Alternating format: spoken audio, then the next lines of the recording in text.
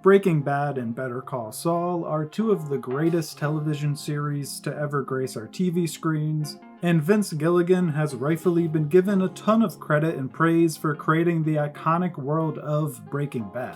But today I want to analyze one of this universe's greatest strengths that has been displayed time and time again throughout both of these series and even the El Camino film, and that is the use of montage.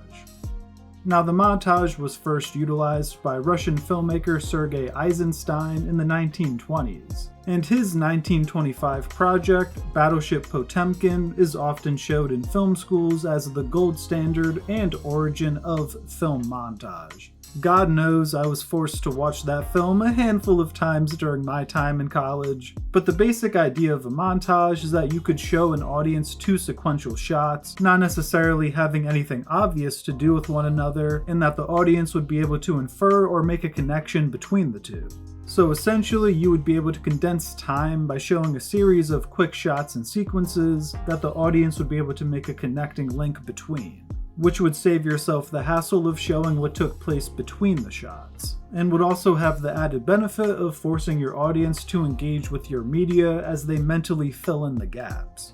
And I know this probably sounds like a very basic concept since we've all probably seen hundreds of montages in television and film, but I think it's important to establish this base understanding of what a montage is before we examine why this universe does it so well.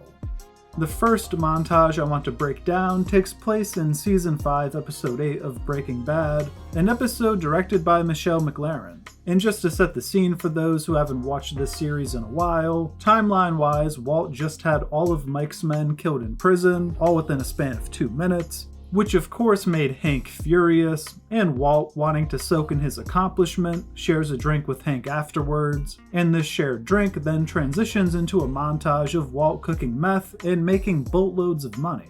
And this transition is actually what I want to start with, because one of the things that the Breaking Bad world arguably mastered is the art of the transition. And this montage is full of beautiful transition work. At the start of this montage, you'll see that Walt ducks down while sitting on Hank's couch, but when he comes up, he is wearing a hazmat suit, and our montage is underway. And I mean, just look at how smooth this transition was. It is maybe the cleanest transition from one scene to another that I've ever laid eyes on.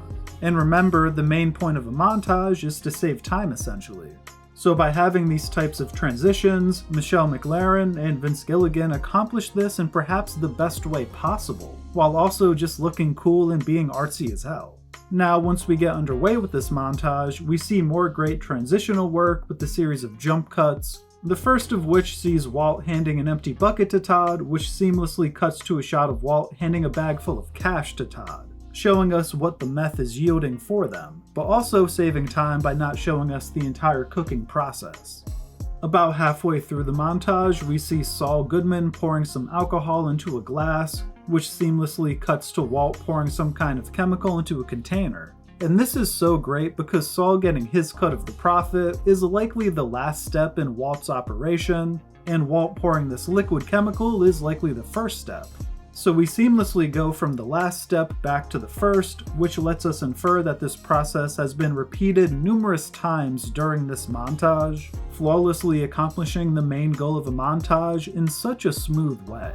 We also see a few transitions, which I'm going to refer to as a wipe transition. Essentially, a character will walk in front of the camera, in essence fading it to black, and by the time they have walked past the camera, we are now in a new setting with something else taking place. For example, at one point of the montage, we see the camera slowly panning on a shot of Lydia at the cafe, and the camera eventually gets obstructed by a waiter, and once the pan is no longer obstructed, we are now seeing a scene of Walt counting money. And I mean, this is just brilliant camera work. Again, if the goal of a montage is to mainly save time, then these transitions are arguably the perfect way to do it, as they help convey months of time in the matter of a few minutes in this particular instance. And transitions like these are part of the reason why Breaking Bad's montages are so damn good.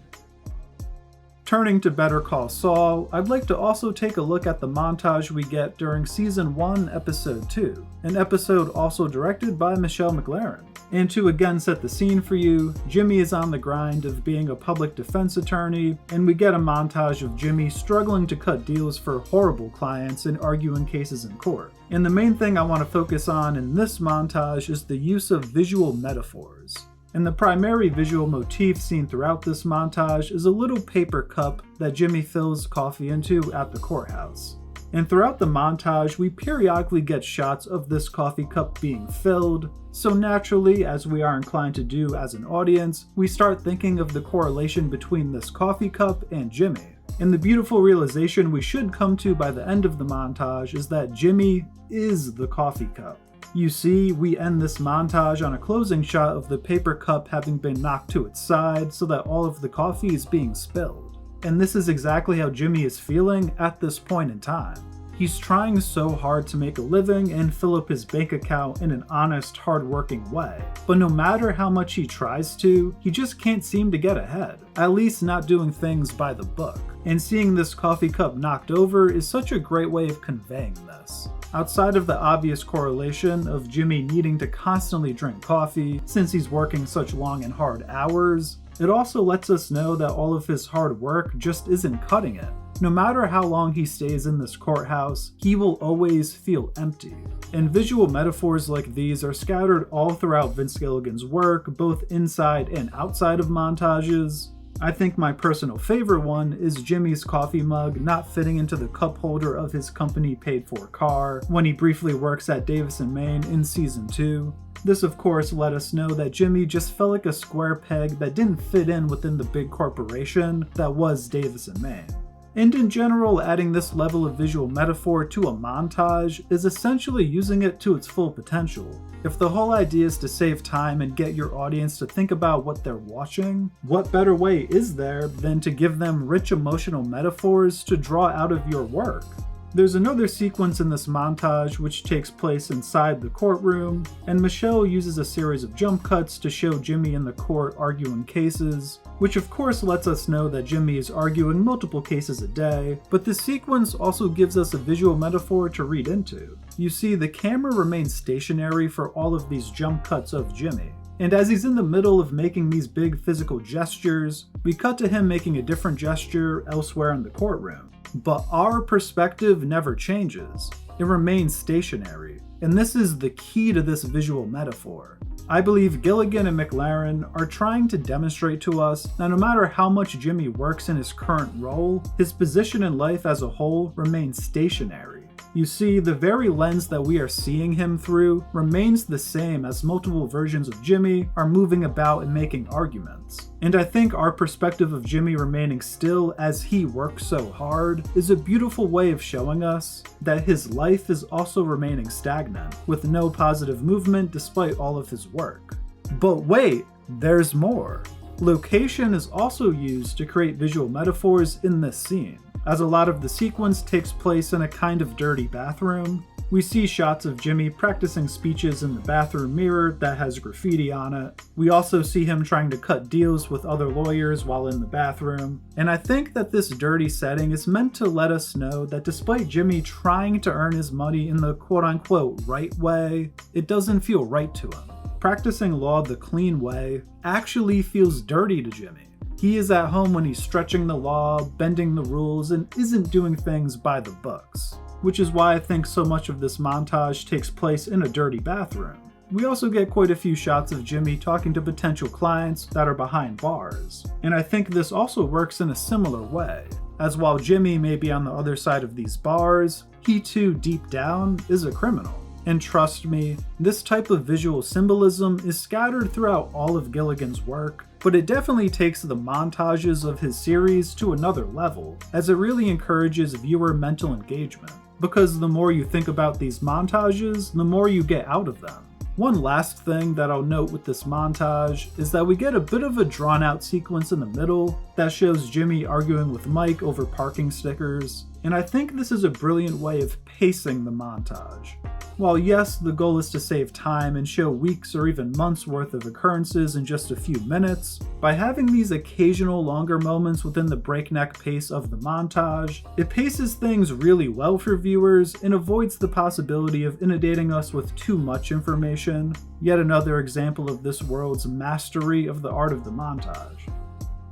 El Camino is probably the project that gets talked about the least from the Breaking Bad world, which I find to be unfortunate because I think it serves as a great epilogue to the show, and it once again displays Vince's knack for giving us killer montages. The montage I'd like to break down from this film takes place as Jesse is trying to find Todd's hidden money.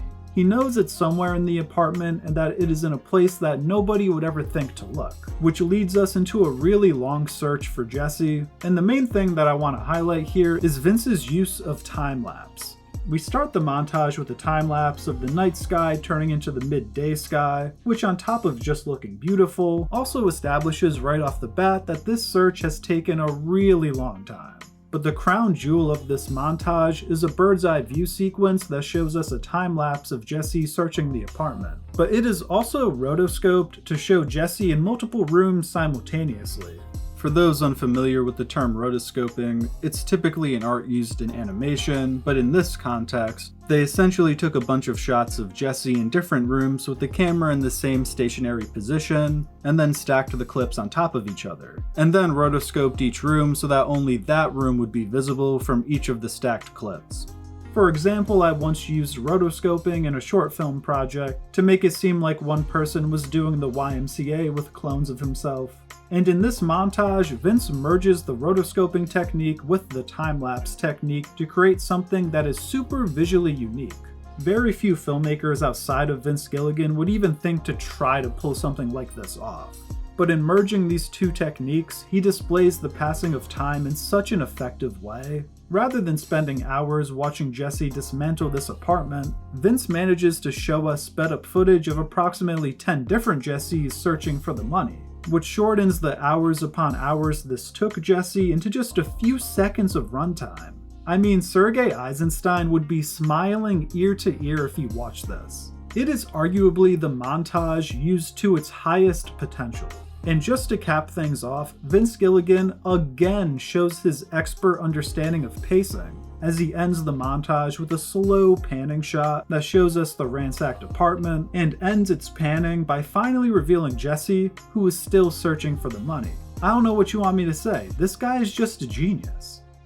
Just to put a nice little bow on everything, the Breaking Bad world truly showed us the height of what a montage could be capable of, through very creative and unique approaches to filming them. From camera positioning, to the use of location, to smooth transitions, to the use of visual metaphor, to the use of emerging film techniques like time-lapsing and rotoscoping, Vince Gilligan and the countless talented directors he's worked with have done just about everything you could possibly do with a montage. And I think they deserve a boatload of credit for how they took this long-established film trope and truly made it their own.